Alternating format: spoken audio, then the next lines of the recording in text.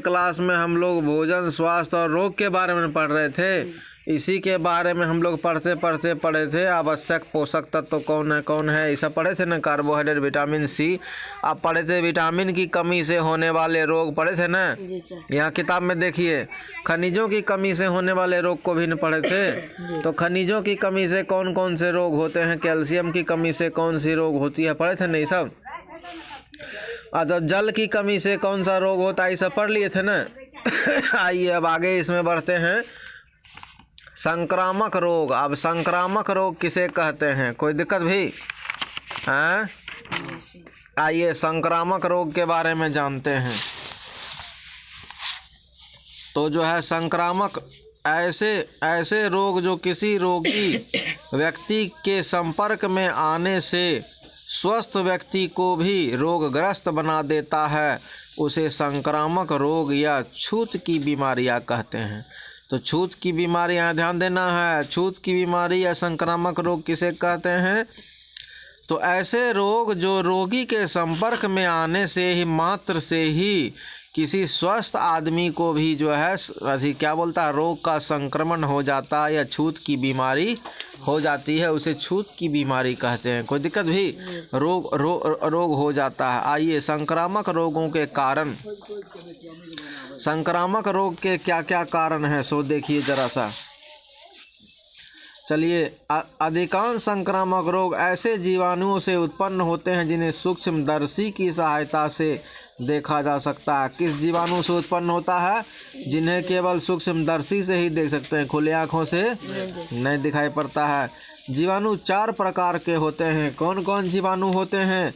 एक तो रोगाणु, बैक्टीरिया, विषाणु, वायरस, प्रोटोजोआ तथा फफूंद। प्रोटोजोआ तथा ये सारे जो है ये सारे जीवाणु जनित रोग हैं। क्या है?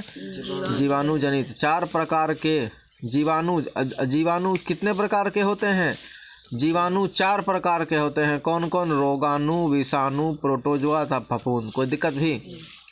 अब आइए रोगाणु से पढ़ते हैं। रोगाणु से डिप्थीरिया, क्षय रोग, आंत्र ज्वर, निमोनिया तथा गर्दन तोड़ बुखार हो जाते हैं। क्या कौन कौन से होते हैं? रोगाणु के कारण कौन कौन से रोग होते हैं ये याद करके आना कल के क्लास में, ठीक है जी सर। तो रोगाणु से डिप्थीरिया होता है, क्षय रोग होता है, आंत्र ज्वर होता है, टाइफाइड, निमोनिया, गर्दन तोड़ बुखार हो जाते हैं। विषाणुओं से जुकाम। विषाणु से क्या होता है? विषाणु से जुकाम होता है, शिशु पक्षाघात, पोलियो हो जाता है, चिकन पॉक्स हो जाता है, खसरा, मसूरिया है ना, मसूरिया आदि रोग होते हैं। प्रोटोजोआ से कौन कौन सा रोग होता है? मलेरिया, पेचिस नामक रोग होते हैं। कौन कौन से रोग होते हैं? मलेरिया, पेचिस। फफूंदी से कौन कौन से रोग होते हैं? फफूंदी से भोजन विषैला हो जाता है और दाद रिंग वर्म हो जाते हैं। फफूंदी से क्या होता है? भोजन तो विषैला होता ही है, प्लस दाद रिंग वर्म भी हो जाते हैं। जीवाणुओं से उत्पन्न संक्रामक रोग आसानी से एक रोगी से स्वस्थ व्यक्ति को लग सकते हैं। जो रोग जीवाणु से उत्पन्न होते हैं वो किसी भी रोगी को, स्वस्थ व्यक्ति को लग जाता है। कोई दिक्कत भी? ये रोग निम्नलिखित विधियों से संक्रमण करते हैं। ये लोग किस विधि से संक्रमण करते हैं? एक, सीधे संपर्क द्वारा। कैसे होते हैं? सीधे संपर्क द्वारा। चेचक, दाद, खाद, खुजली, खसरा, क्षय, टीबी तथा काली खांसी आदि कई रोगों के रोगाणु रोगी व्यक्ति के सीधे संपर्क में आने स्पर्श द्वारा स्वस्थ व्यक्ति के शरीर में प्रवेश कर जाते हैं। तो ये सारे चेचक उचक जो रोग हैं चेचक, दाद, खाद, किसी दाद वाले आदमी को छू देगा न तुमको भी हो जाएगा। कोई दिक्कत भी? तो छुआछूत का है। यही नहीं, रोगी द्वारा प्रयुक्त वस्तुएं जैसे तौलिया, रुमाल, बिस्तर, जूठे बर्तन आदि से भी रोगाणु उपस्थित रहते हैं। ये रोगाणु जब कोई स्वस्थ व्यक्ति इन वस्तुओं का उपयोग करता है तो रोगाणु उसके शरीर में पहुंचकर उसे भी रोगी बना देते हैं। तो याद रखना, किसी संक्रामक रोगी का जो है उसका जो है कोई तौलिया ओलिया या उसका बिस्तरा या उसका खाने का सामान वो सब नहीं छूना चाहिए। कोई दिक्कत भी? अब आइए अगला दूसरा में क्या है, सेकंड नंबर में वायु द्वारा। क्या है? वायु द्वारा। जुकाम, फ्लू, क्षय, जुकाम, फ्लू, क्षय, खसरा, निमोनिया आदि रोगों के विषाणु, जीवाणु तथा जीवाणु एवं विषाणु रोगियों की सांस व उनके आसपास की वायु में उपस्थित रहते हैं। कहाँ कहाँ रहता है? इसलिए बोलते हैं बार बार कि जो भी खांसी करता है वो मुंह पे रखे करेगा, बोलते हैं ना। है देखो ये किताब में भी बता रहा ना, उसके विषाणु उसके आसपास मौजूद रहते हैं। जो वो सांस लेता छोड़ता है, सांस की वायु के माध्यम से रोगाणु स्वस्थ व्यक्ति के शरीर में प्रवेश कर जाते हैं और उसे रोगी बना देते हैं। इसलिए उससे सतर्क रहना है और मुंह पे हाथ रख के खांसना या छींकना, कोई दिक्कत भी। अब आ जाओ दूषित जल और दूषित भोजन के द्वारा।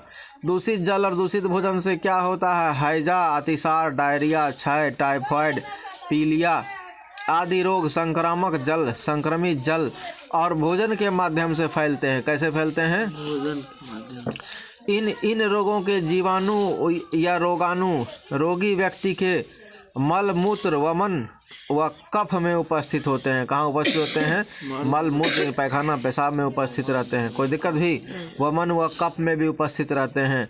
घरेलू मक्खियाँ इन गंदी वस्तुओं तथा मल पर बैठती हैं। इसीलिए नहीं बोलता है अभी सरकार बहुत ज़्यादा ये कर रहा टॉयलेट बनाने के लिए। क्यों? बाहर जो टट्टी है, मल है, गंदा है, उस पर मक्खी बैठेगी, वही मक्खी तुम्हारे घर में आएगी।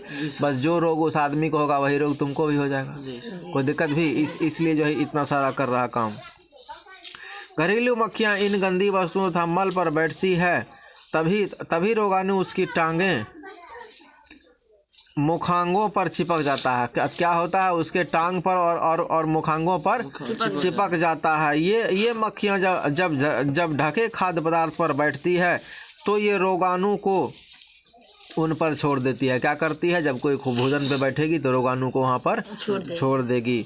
इस प्रकार खाद्य पदार्थ इन रोगाणुओं की उपस्थिति के कारण दूषित या संक्रमित हो जाते हैं। क्या होते हैं?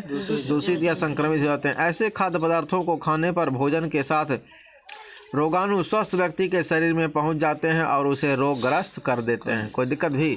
इसीलिए जो है खुले में जो है शौच जाने के लिए बिल्कुल मना करता है। गंदे बर्तनों में रखे जल तथा भोजन को पीने खाने से भी रोग हो जाते हैं। क्या होता है? भोजन पीने खाने से भी रोग हो जाता है। अब आइए चौथा नंबर, ये है कीटों द्वारा। किसके द्वारा?